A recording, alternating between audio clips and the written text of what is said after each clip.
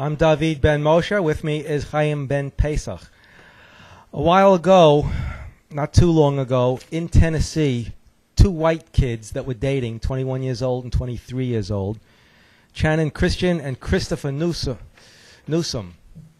were beaten, tortured, and murdered by 5 blacks, and it hardly made a ripple outside of that area in Knoxville, Tennessee. There was no reports of it because blacks killing whites, you're just not allowed to discuss it.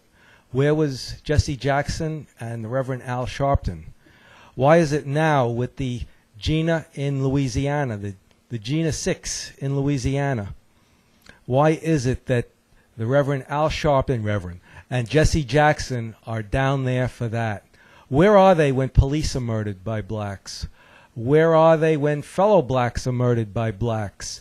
Where are they when Caribbean nurses and old women are murdered by blacks?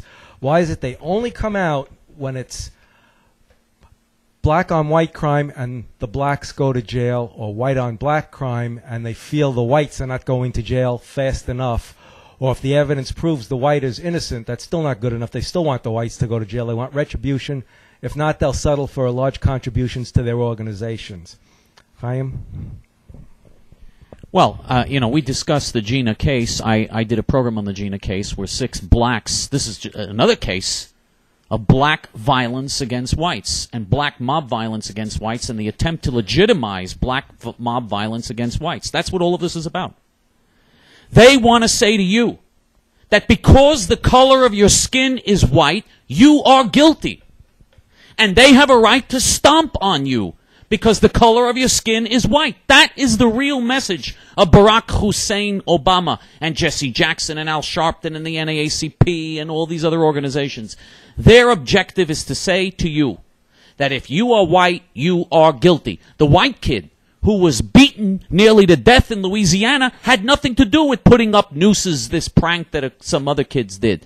But because he was white, they nearly beat him to death, and now the people who nearly beat him to death are civil rights heroes.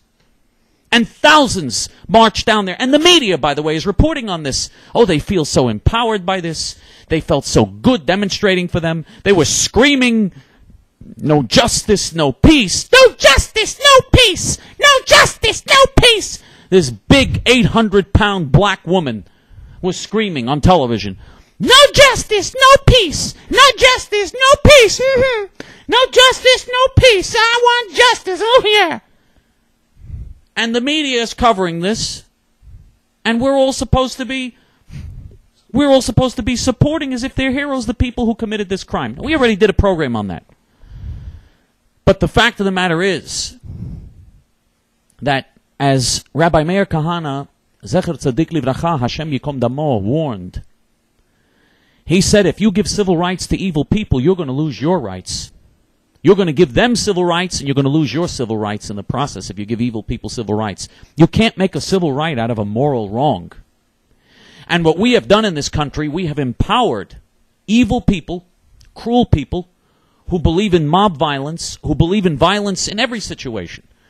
Now, we're not a racist organization. We have nothing against people because of their race. I couldn't care less what the race is of anybody. I don't care if somebody's black or white or purple or green. I don't care about someone's race. But if someone is evil, they're evil.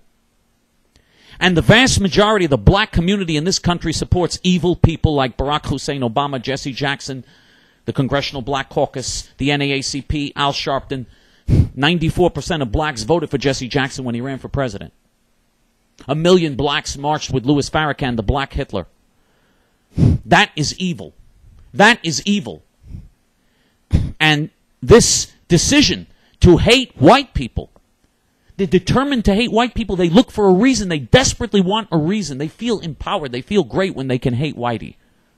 This is evil. White people didn't do anything wrong to blacks in recent American history. Nothing. White people... Except give them trillions of dollars to lift themselves up. And I've never seen such a great waste of money in the history of all mankind. So much money spent and such little results in return. Never in the annals of human history has so much been given for such pitiful results. I mean, it's just ridiculous. All the money, trillions of dollars that white taxpayers have paid to try to uplift black people and give them education and give them better housing and give them affirmative action jobs, even when they have less experience and less qualification than whites. They're pushed ahead and given the jobs and given the promotions. All of this has been done in this country. White people have done nothing wrong to black people in this country in recent history. In recent history, whites have not done anything wrong to black people. Slavery happened 160 years ago. There are no white slave owners alive today. There are no people that were involved in the slave trade who are alive today. None of the white people alive today are guilty or responsible for slavery. None of them. White people, for the past 45 years, have bent over backwards to help black people in this country. They've given them affirmative action, which means that blacks get jobs that they're unqualified for. Blacks get promotions when they're unqualified. Blacks that are unable sometimes to read and write are put into Ivy League colleges, Ivy League school, universities, that white students who break their neck learning, even brilliant white students, can't get into these Ivy League universities, and blacks who have to have remedial reading courses are put into universities.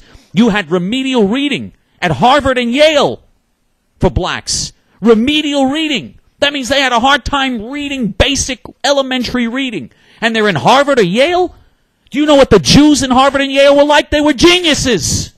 Geniuses. I remember when Rabbi Kahana spoke to Yale Law School, the Jewish students there, the Jewish kids there, and it was 90% Jewish, because Jews are just smart. Jews were 2% of the population and 90% of the students in Yale Law School. And that was when you had real meritocracy, when people, if you got a higher score on the test, you got in. And the Jews were the majority of the students in Yale and Harvard when that happened, and in Princeton and in these other big universities.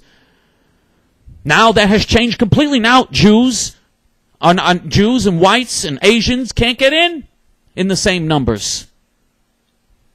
You've got professors in Harvard and Yale who don't speak English properly, who are morons.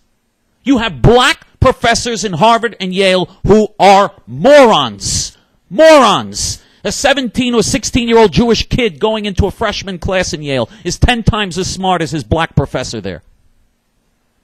I'm not saying that's true in every case. There are blacks that are smart too.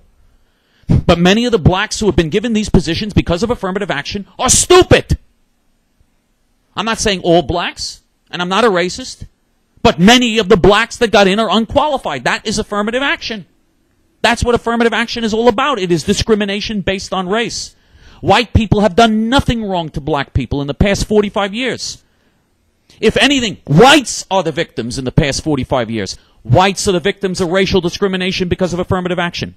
Whites are the victims of a dumbed-down educational system where whites are not allowed to excel anymore the way they used to be able to in education.